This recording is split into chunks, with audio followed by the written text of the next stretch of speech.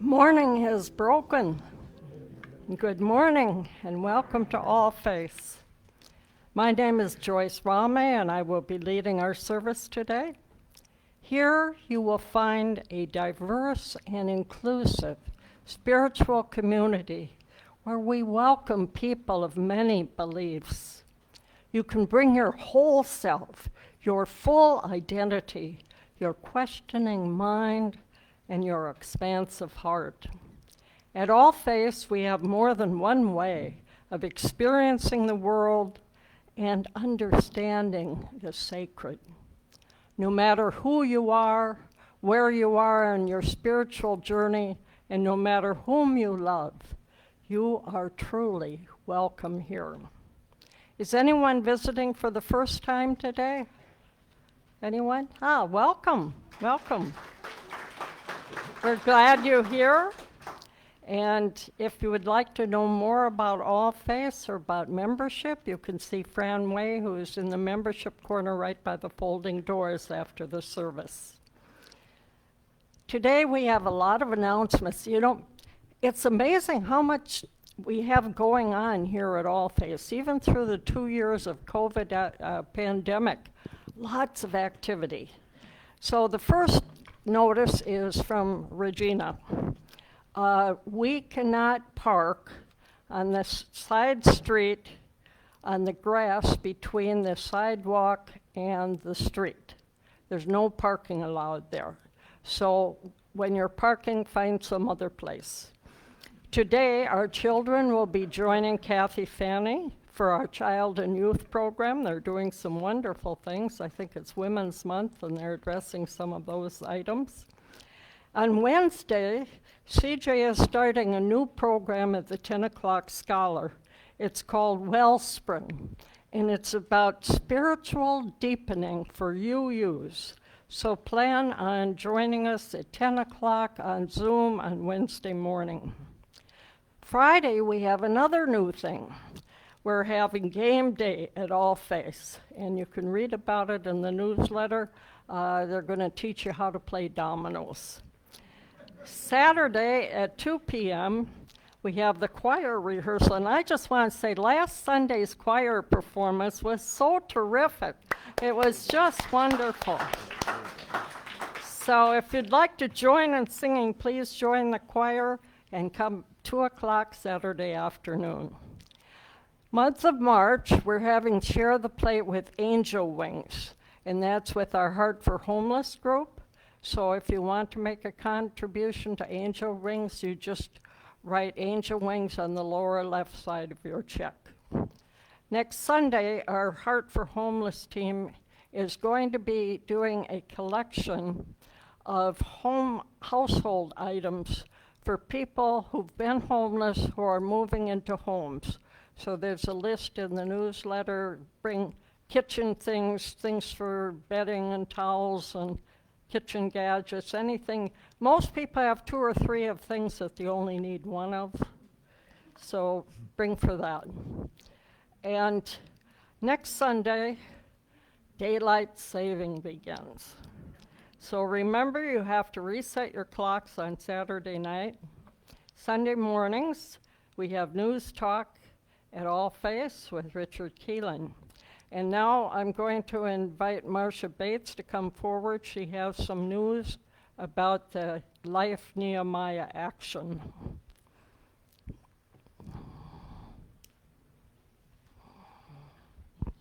Thank you, Joyce.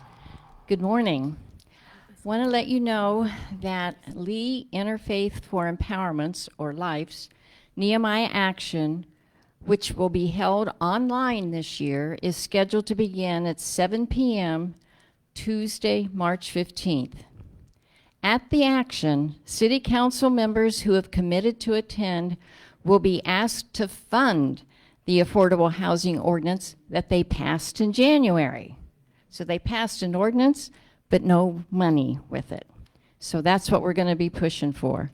LIFE will also advocate that 75% of the trust fund money be used for those earning less than 80% of the average median income, or less than $50,000. Last year, 1,500 people joined the virtual Nehemiah Action. That large crowd made the officials present aware that the concerns expressed by LIFE were shared by a large number of their constituents.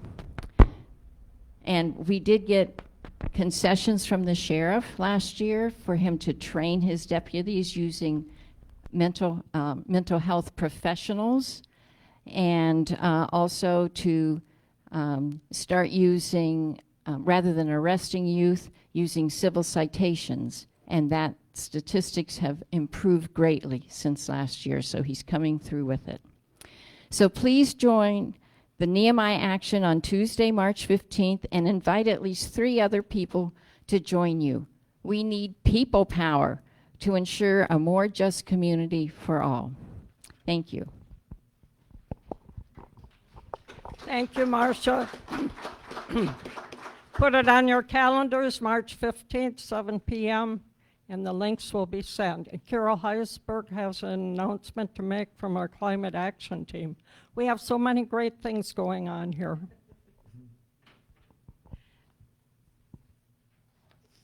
Yes, good morning. This past Friday, our team sponsored I guess I'm in frame now. Sponsored a field trip to the waste management facility out on Buckingham Road, and it was fascinating and very educational, followed by a delicious lunch at the Buckingham Farms restaurant. And when we were leaving the facility, they gave us all these lovely tote bags filled with informational pamphlets, one of which Joan Marshall has posted on the bulletin board in the back room. And if you take a look at it, this will tell you everything you need to know about what's recyclable and what's not. And you will read more about our entire field trip in next month's newsletter. Thank you.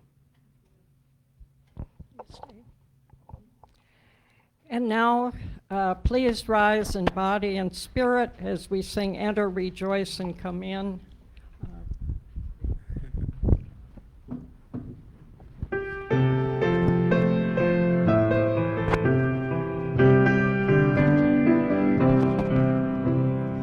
Enter, rejoice, and come in. Enter, rejoice, and come in. Today will be a joyful day. Enter, rejoice, and come in. Open your ears to the song. Open your ears to the song.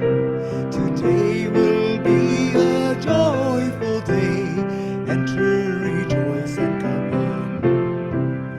Open your hearts, everyone. Open your hearts, everyone. Today will be a joyful day. Enter, rejoice, and come in. Don't be afraid of some change. Don't be afraid of some change. Today will be a joyful day. Enter, rejoice, and come in.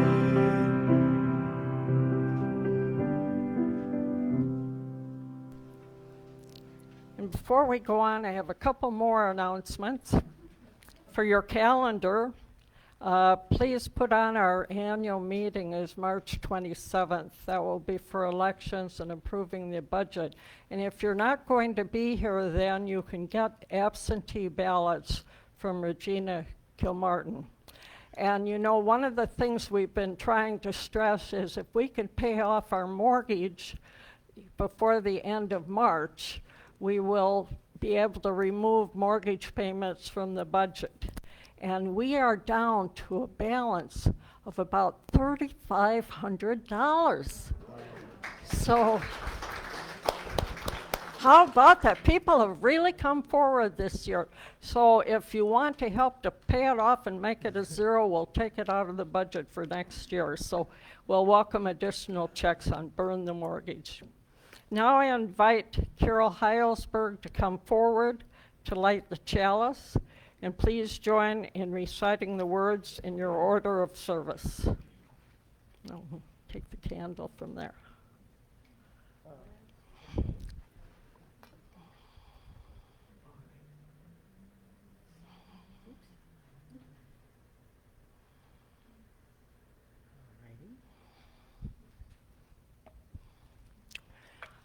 Blessed are the creatures who live with us and need our care.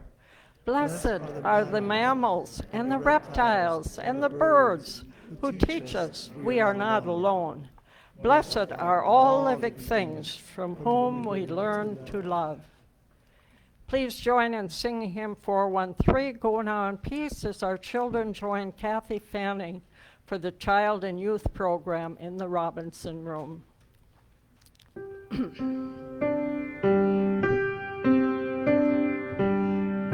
now in peace, go now in peace.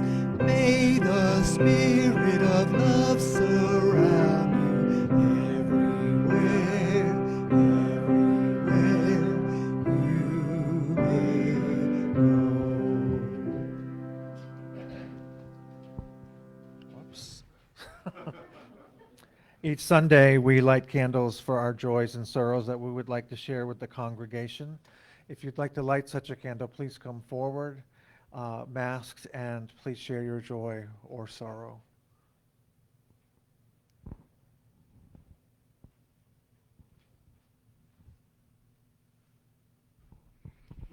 Mom brag time, just a little one. So most of you know that Amy's been working in theater and film most of her life, and as of Monday, we were actually able to share the news that she will now be directing at the Laboratory Theater of Florida in season 14.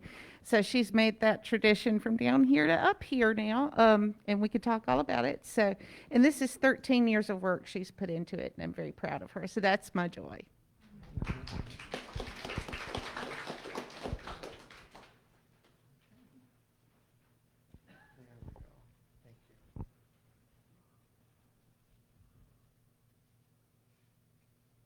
I'll get it. Hi, Dottie. Morning. I'm Dottie Mayall. I'd like to light a candle for my relatives in southern Sweden. My two nephews live there, and my brother's ex-wife, who I consider still my sister-in-law, reported that they had seen and heard and were told by the Swedish government that the Russians were flying planes over southern Sweden near Gotland, Jutland, which is an island off where my sister-in-law lives. So she's very concerned, and I'm concerned.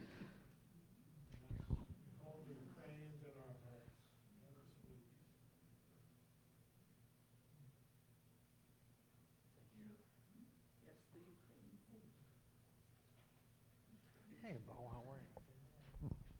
Hi everyone, my name is Bo, and I'm back after a couple years, so that's a joy in itself to be back in this community. Also, there's been this very hateful bill in the state of Florida government called the Don't Say Gay bill, you might have heard of. And I was so happy. My joy today was that all these students from across the state, they walked out in protest of that bill to show they weren't in support. So that's what I'm lighting my joy for. And today at 4 in downtown Fort Myers, there will be a protest against that bill as well. If you'd like to join us at the library today, we'll be marching. Thank you.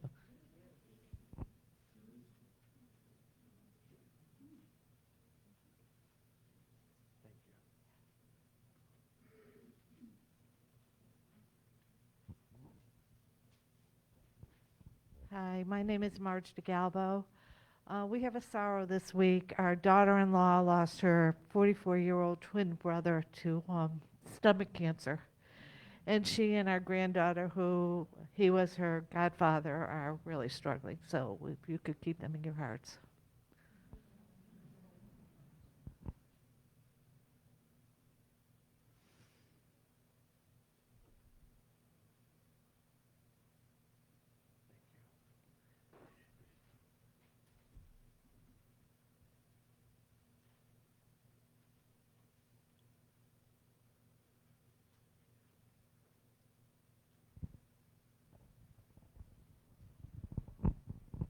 I'm Nicole.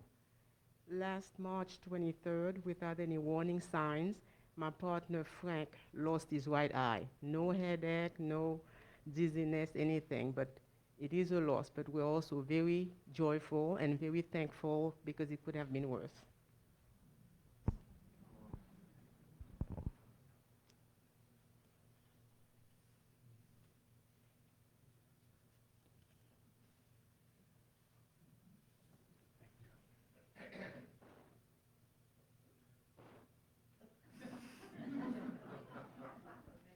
I never doubt that someone will someday put a trick candle.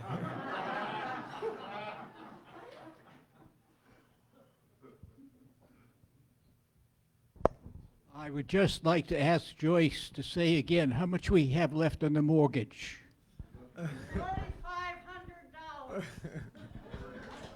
And what was it to begin with? 151,000. And we're down to what? 3,500. Boy, that's beautiful. Thank you. 150,000 down to almost nothing in 1 year.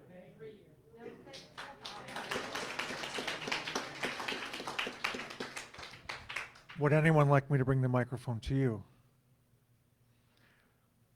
I'm lighting this candle for Janet Falk and Michael Pierre, who were both hospitalized this week, and we'll have more details for you later. And I light this final candle for all the joys and sorrows that remain silent and in our hearts.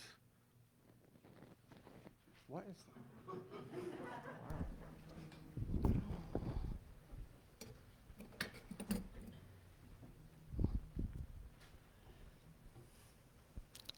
Now I'd like to ask each of you to close your eyes, take a deep breath. Let us turn our hearts and minds to today's service and contemplate our blessings and all the benefits of having pets in our lives.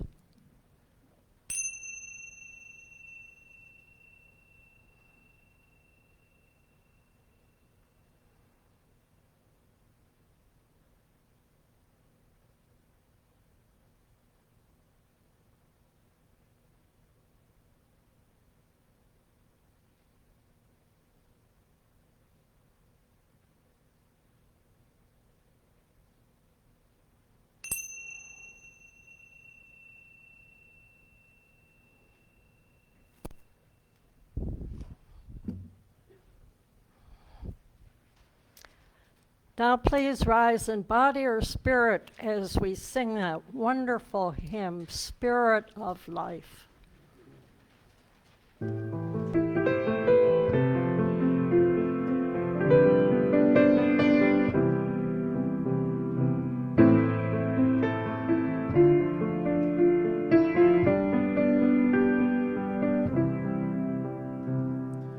Spirit of life, come unto me, sing in my heart.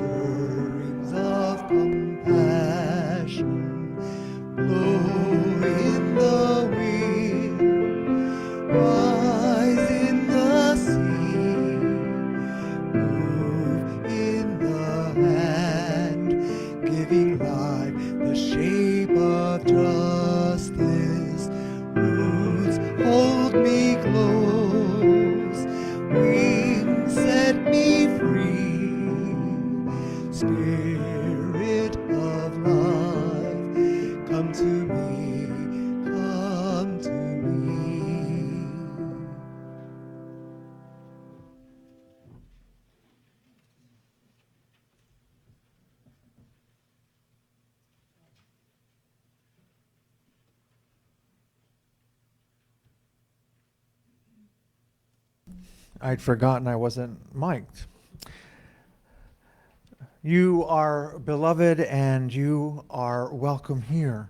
Whether tears have fallen from your eyes this past week or gleeful laughter has spilled out of your mouth, you are beloved and you are welcome here. Whether you are feeling brave or brokenhearted, defiant or defeated, fearsome or fearful, you are beloved and you are welcome here. Whether you have untold stories buried deep inside or stories that have been forced beyond the edges of comfort, you are beloved and you are welcome here. Whether you have made promises, broken promises, or are renewing your promises, you are beloved and you are welcome here. Whatever is on your heart, however it is with your soul in this moment, this morning, you are beloved and you are welcome here in this space of acceptance, commitment, and recommitment, of covenant and connection. It is good to be together.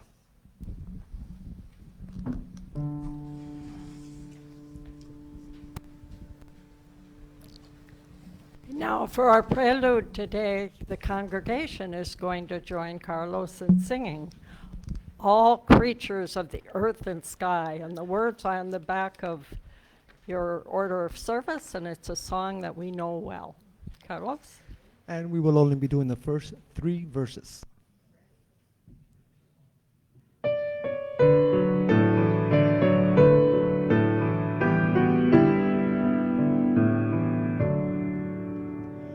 All creatures of the earth and sky, come, kindred, lift your voices high. Alleluia, alleluia.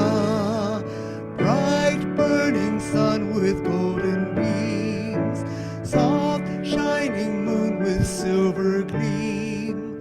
Alleluia, alleluia, alleluia, alleluia, alleluia. Swift rushing wind so wild and strong, white clouds that sail in heaven along. Alleluia, alleluia.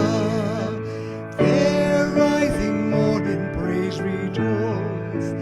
High stars of evening find a voice. Alleluia, alleluia, alleluia, alleluia, alleluia. Cool flowing water, pure and clear, make music for all life to hear. Alleluia, alleluia. The fire so strong and bright, and blessed with your hope and light. Alleluia, alleluia, alleluia, alleluia, alleluia.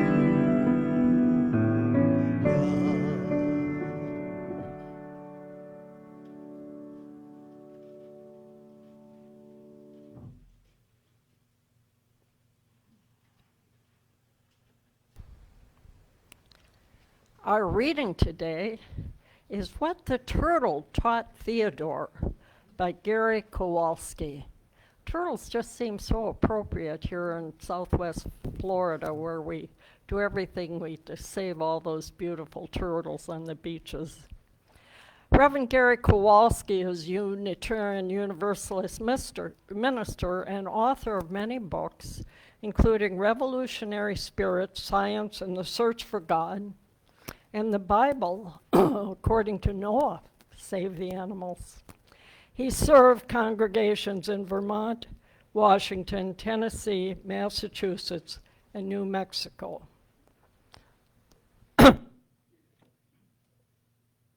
In his autobiography, Theodore Parker relates that as a child, 4 or 5 years old, living on a farm in Roxbury, He was walking through the fields one day, absent-mindedly swinging a stick through the tall grass.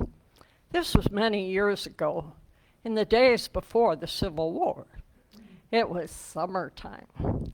He stopped to watch the water bubble along a creek. Then he noticed a turtle sunning itself on a rock. He'd seen other boys use their sticks to strike a turtle and other animals. It was part of what children thought was fun, just as some children still like to bully and hit those who are weaker than themselves. Often, children and grown-ups are copycats, mimicking the behavior of others who seem bigger or stronger than themselves. Now, young Theodore wanted to be like the other older boys he'd seen. So he raised his stick into the air, taking aim and preparing to knock the turtle into the water. Then something stopped him.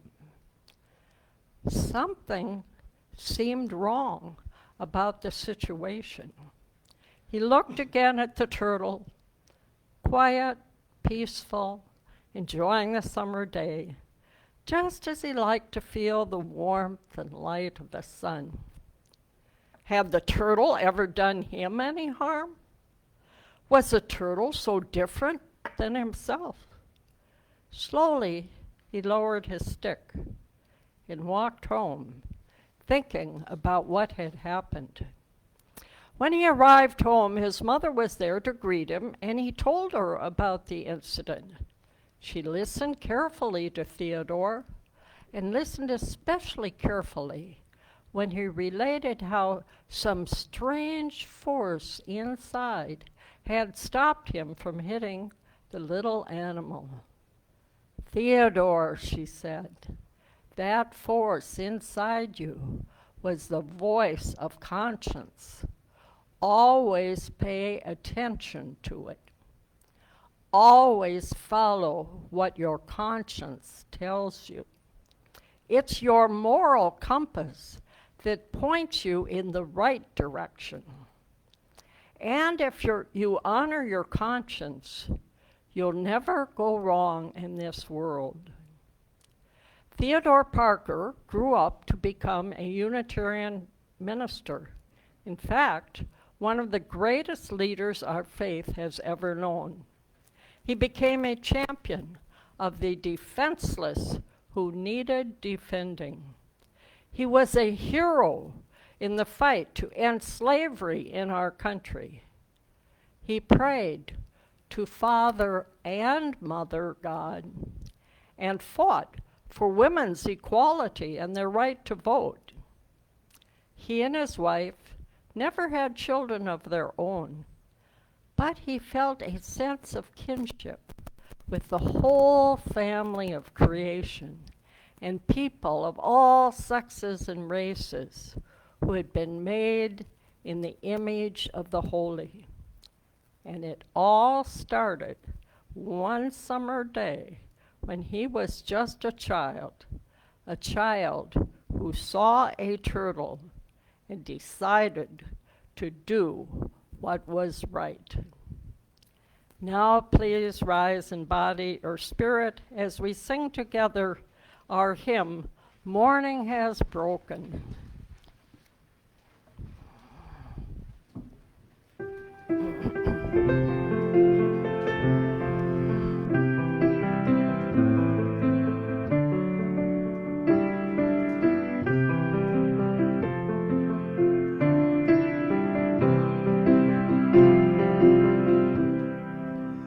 Morning has broken like the first morning. Blackbird has spoken like the first bird. Praise for the singing, praise for the morning, praise for them springing fresh from the womb.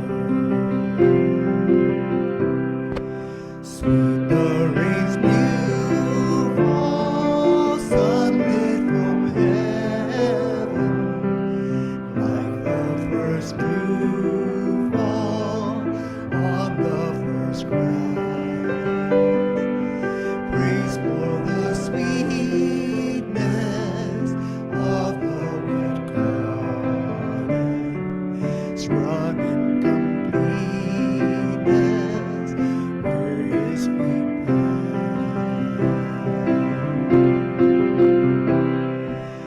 Mine is the sunlight, mine is the morning, born of the one love, Eden saw play. Praise with elation, praise every morning, God's recreation of the new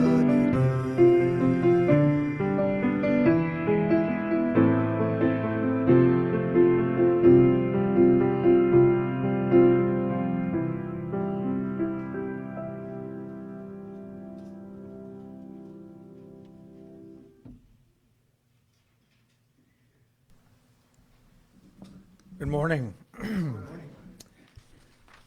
So when you go to bookstores, people still go to bookstores. I do. I hope many of you do. You see that while you're looking for a book, you see that there is a shelf called Staff Picks.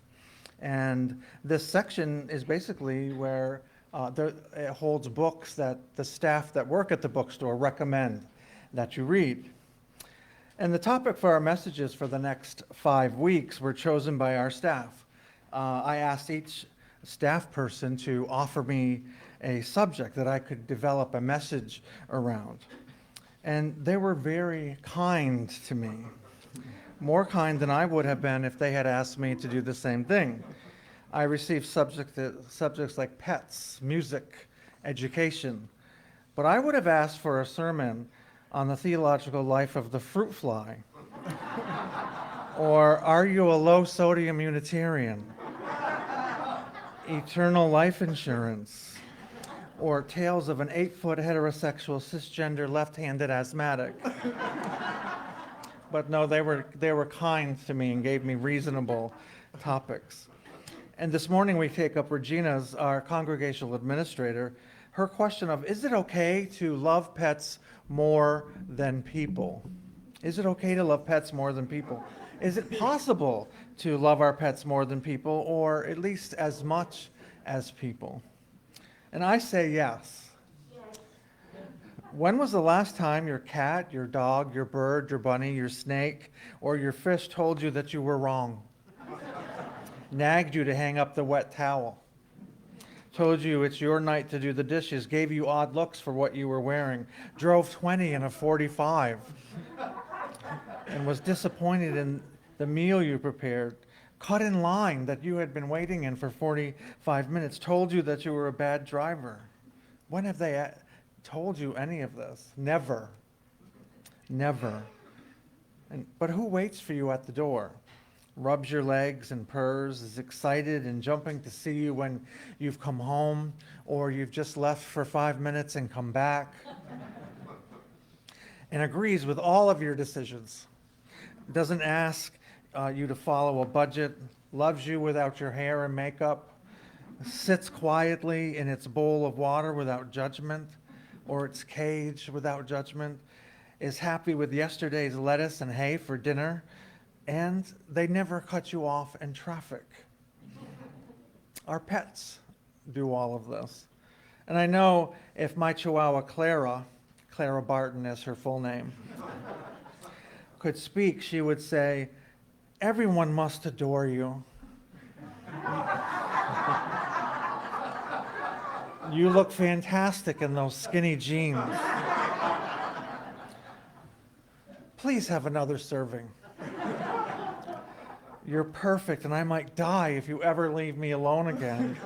And I need you, and you must be the smartest human being on earth.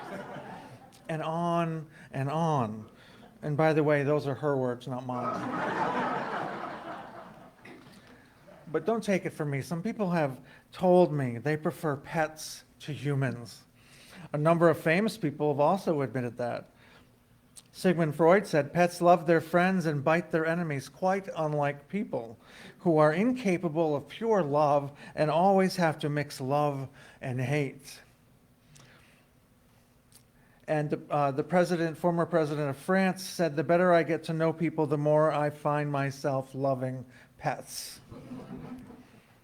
And Robert Louis Stevenson, "You think dogs will not be in heaven? I tell you, they will be there long before any of us." And Harry Truman said, "If you want a friend in Washington, get a pet." And Andy Rooney, "The average pet is a nicer person than the average person." And Marilyn Monroe said, "Dogs never bite me, just humans." And there are a few people who have even a small surplus of intellectual powers with the others. It is better not to enter into any relations. What they have to say will not be worth listening to. To anyone who needs lively entertainment for the purpose of banishing the dreariness of solitude, I recommend a pet, in whose moral and intellectual qualities he will almost always experience delight and satisfaction. Arthur Schopenhauer, who is a philosopher. I wonder, does your life get more complicated when humans enter it? I always say at meetings here at church that this plan was perfect until people got involved. And do we have to work harder to be in relationship with people? Absolutely, we do. But why? On the face of it, preferring a pet over humans seems absurd. And after all, a pet's thinking is limited, their speech is non-existent, although I can obviously read my Chihuahua's mind. Yet, especially if people haven't been reliably kind to you, a pet offers certain advantages, one being reliability. A pet will always be there for you. Non-judgmentalness. A pet will never disparage you. As was made famous by psychotherapist Carl Rogers, non-judgmental listening can often be of great benefit. Our pets have no hidden motives. People are sometimes nice to your face and not when you're not in the room. Or they're nice until it becomes expedient not to be. But with pets, what you see is what you get. Consistent and unconditional love. And in practical matters, a pet forces you to get outside, go for walks, be healthy. And if you're single, a pet is a date magnet. Remember that. A couple of weeks ago, I read a study by criminologist Jack Levin that reveals a possible reason that might surprise you about why we love our pets so much. In this study, the participants were asked to respond to a fake news story about a victim who was assaulted with a baseball bat, leaving him or her unconscious with several broken limbs. And while the story was the same, it differed in one crucial detail. The identity of the victim which was either a 1-year-old baby, an adult human, a 6-year-old dog, or a puppy. A 1-year-old baby, adult human, a 6-year-old dog, or a puppy. And respondents showed the same level of empathy for the baby, the puppy, and the adult dog, but significantly less for the adult human. And this suggests that our empathy level is unrelated to species. Rather, it has to do with perceived helplessness and vulnerability. The natural affection we feel for our animals can be compared to the affection we feel for our children. We impulsively care for them and desire to help them because they are unable to help themselves easily. And our perception of adult humans is that they can easily speak up for themselves or defend themselves from danger on the most part. But that is not true of children and animals who are completely at the mercy of others for shelter, for food, and protection. And children and animals both demonstrate an innocence that we feel compelled to protect. So in fact, our increased empathy for pets has nothing to do with a preference for a certain species, loving humans over pets or pets over humans.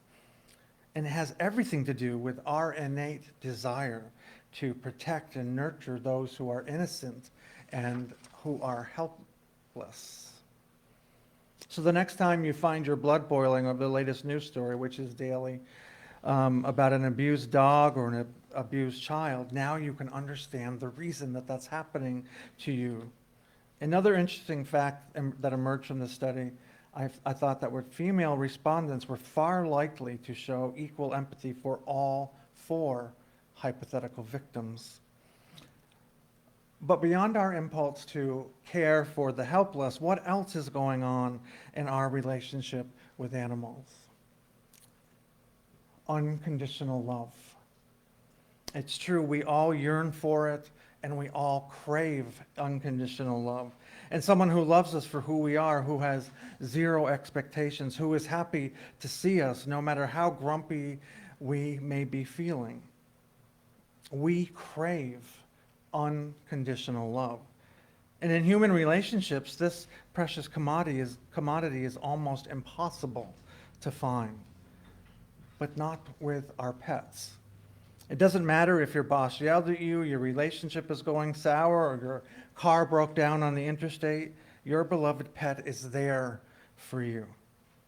They rub up against you, looking at you with those adoring eyes, wagging its tail or purring. Animals touch the most intimate parts of our hearts, the most intimate parts of our hearts. And they also tap into our need to nurture and protect and our need for companionship and love. Your pet doesn't care whether you're skinny, rich, athletic, or popular. Your pet just wants your presence, your affection, your voice, your touch. And in this dog-eat-dog world, pun intended, that means everything. That unconditional love means everything. And as a matter of fact, this unconditional love is so important to us that it can change our brain chemistry. Spending time with the pet has been found to lower blood pressure, reduce stress hormones, and release chemicals that trigger relaxation. And overall, pet owners are healthier, both physically and mentally, than those who don't own pets. And some of us like to even talk about our pets, going so far as to confide in them about our problems. And you won't find a more supportive audience anywhere. And no matter what you tell them, they won't judge you, and they won't spill the beans to the FBI if those are the sort of secrets that you're keeping. And they'll continue to love you just as much as they did seconds before. And unlike humans, you have never have to worry about that they might talk behind your back or betray your confidence. Do you remember the article, the column, "Yes, Virginia, There is a Santa Claus"? When 8-year-old Virginia O'Hanlon wrote a letter to the editor of New York Sun, and the quick response was printed as an unsigned editorial on September 21st, 1897. So yes, Regina, it is okay to love pets more than people, but we mustn't forget that humanity can redeem themselves. There is hope for humanity. A few weeks ago, at the end of a pastoral care session, a member ended our conversation by posing a question to me. And the question: in all the pastoral care that you've done over the years, what have you found to be the single most important thing that you've learned? And we agreed that I'd reflect on it for a few weeks and then respond, but I felt the wheels turning right away. And the question percolated in my mind and in my quiet moments. It really got me thinking about the indelible impression my ministry and pastoral care to people has left on me. And though I find being a minister inspiring, I have often wondered whether my intimate access to the real lives, the real relationships, the raw emotions of so many people, one would leave me jaded one day. And these last 2 years, during the pandemic especially, excuse me, I felt a gnawing sense of concern that I may be growing cynical about humanity. And I wondered what this could mean for my work, my life, my outlook. And pursuing the comment sections of any news article or social media post about current events gives me the feeling that I'm not alone in my concerns. These comments suggest a general sense of world weariness, and for some is accompanied by the sentiment that humanity is doomed to destroy itself. And many of us, it seems, are struggling to see the goodness in mankind or find cause for hope about the future. And we have good reason to be concerned about the state of humanity. Any conscious citizen of the world can see that there are numerous fractures in society that need mending. Ukraine, for example. But while our concerns can spawn cynical views about the future or lead us to conclude that humanity is doomed, they can also be a source of compassion or inspire us to be the change. And when that member posed her question about my experience as a minister, I found myself reflecting on it through the lens of my experience as a person inhabiting a world that can feel scary and bleak. Sorry. And the more I thought about it, the clearer it became that, in fact, a singular lesson has emerged from all the hours I've spent offering pastoral care. And it is this. If I try to look at humanity in a large-scale way based on what I see in the news or social media, I feel discouraged and afraid. But getting to zoom that lens into individual people in the way that the pastoral care experience allows me to, I feel encouraged and inspired. This is a lesson I've learned, and I think it can be a lesson for all of us. When we feel inclined to form conclusions about humanity, maybe we can choose a different point of focus. Maybe instead of painting with a broad brush and convincing ourselves that mankind is doomed, we can choose to look for all the examples we can find of kindness, generosity, humanity, grace, courage, inspiration, and even love. Maybe we can encourage ourselves to embody those qualities we want to see more of and act in ways that we wish all people would. It's possible, at least I choose to believe it is, that instead of letting our frustration with people these days lead us to the conclusion that we're doomed, we can let it open up. We can let it open us to curiosity about how we can shift our focus, our energy, our attitudes, and our actions toward creating the world we'd prefer to inhabit. Blessed are the creatures who live with us and need our care, and blessed are the mammals and the reptiles and the birds who teach us we are not alone. And blessed are all living things from whom we learn to love. May it be so.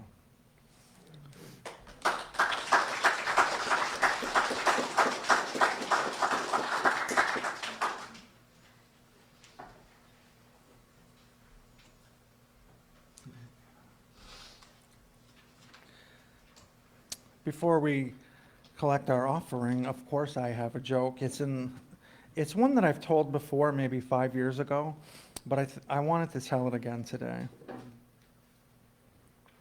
So an atheist was walking through the woods.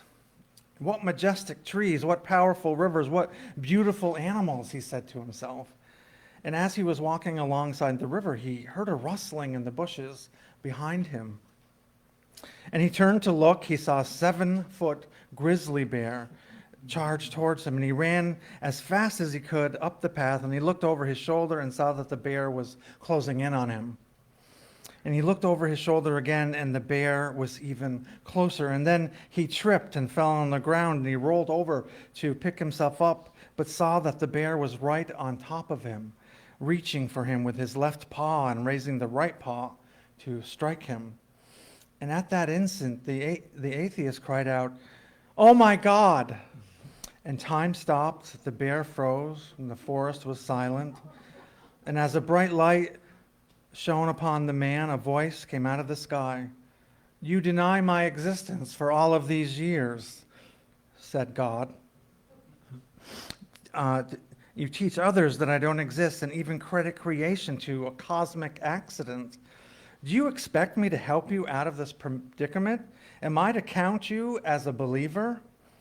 And the atheist looked directly into the light. It would be most hypocritical of me to suddenly ask you to treat me as a Christian now, but perhaps you could make the bear a Christian. Very well, said God. And the light went out, and the sounds of the forest resumed. And the bear dropped his right paw, brought both paws together, bowed his head, and said, "Lord, bless this food which I am about to eat." The morning offering will now be given and received.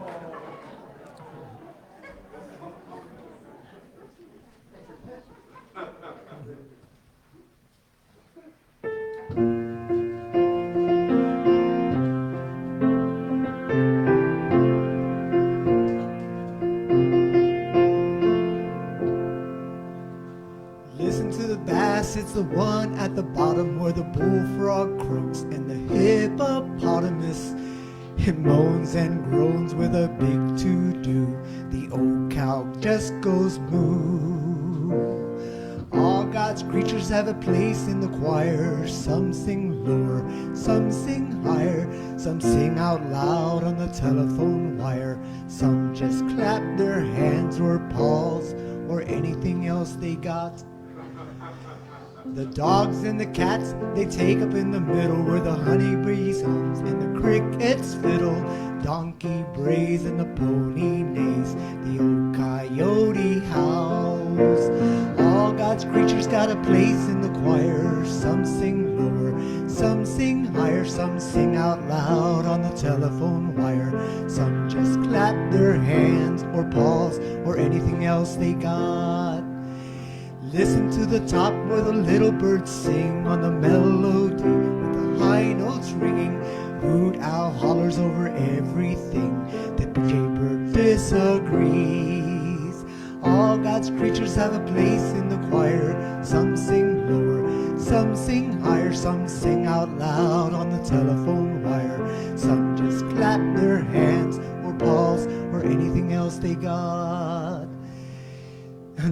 Singing in the nighttime, singing in the day, the little dog and on his way. The possum ain't got much to say. The porcupine talks to himself all day. All God's creatures have a place in the choir. Some sing lower, some sing higher. Some singing out loud on the telephone wire. Some just clap their hands or paws or anything else they got. It's a simple song, a living song everywhere, with a fox and the ox and the grizzly bear and the grumpy alligator and the hawks above, the sly raccoon and the turtle dove. All God's creatures have a place in the choir. Some sing lower, some sing higher. Some singing out loud on the telephone wire. Some just clap their hands or paws or anything else that they got.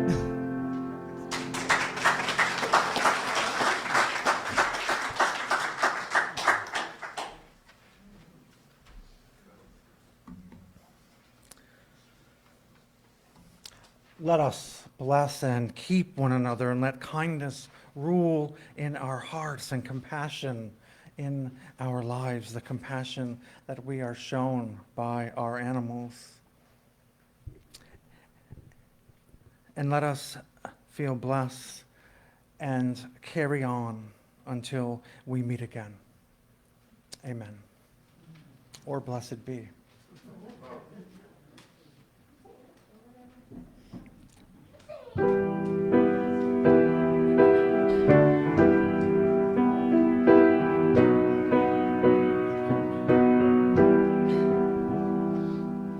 Man gave names to all the animals in the beginning. In the beginning, man gave names to all the animals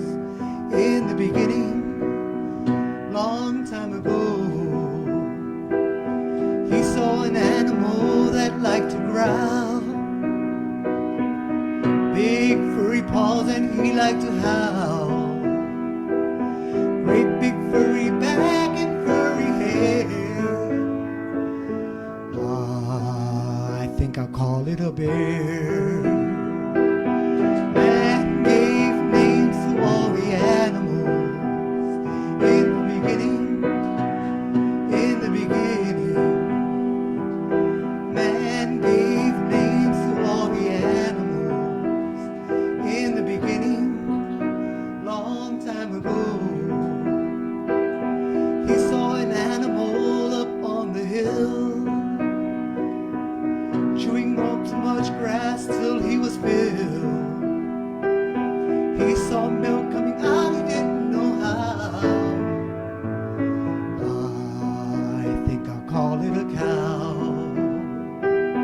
Man gave names to all the animals in the beginning. In the beginning, man gave names to all the animals in the beginning, long time ago.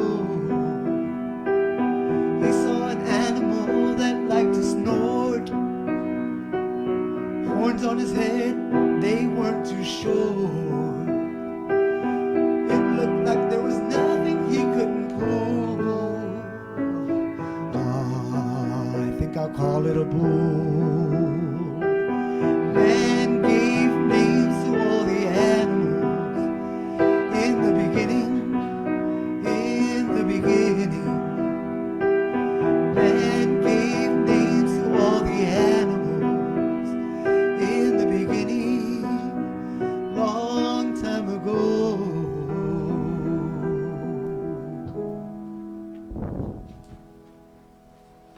Thank you, Carlos. Beautiful music today, just beautiful. So, I have a chocolate Labrador named Bella. And so I, of course, had to have this shirt. Because aside from, we all talk about training our dogs. But if you think about it, our dogs and our cats can train us.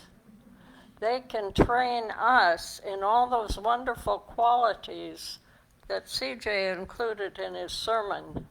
Unconditional love, greeting everyone, playing a little every day, really appreciating the food that we get, and wagging our tails with joy.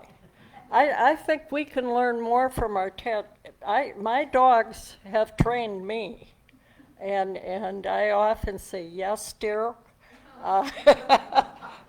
when sometimes I would rather not do something, but I know that the dog is right.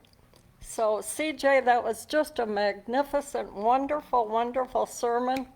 I just loved it. I think you really captured the essence of what it is to living in relationship and reciprocity with all of God's creation. So thank you very much. We appreciate your sermon. And Carlos, your music today was right on. It was so beautiful. And we appreciate Kathy Fanning for our child and youth program. And Regina, thank you for choosing that topic. I know you lost your mittens not too long ago. And I know how precious your kitty was to you. And thank you for suggesting this theme today. And Ed, thank you for your help on all the sound, and Joe Gayton who greets us, and all of our friendly greeters. It's so good to be connected in whatever way we can, whether you're here in the sanctuary or if you're home in your pajamas, drinking coffee and watching the sermon. So we're glad that you're with us today. Now I invite Carol to return to extinguish the chalice. We extinguish this flame, but not the light of truth, the warmth of community, or the fire of commitment. These we carry in our hearts and out into the world. Go now in peace. Greet everyone the way your dogs or cats would greet you. We have a lot to learn. Love you all.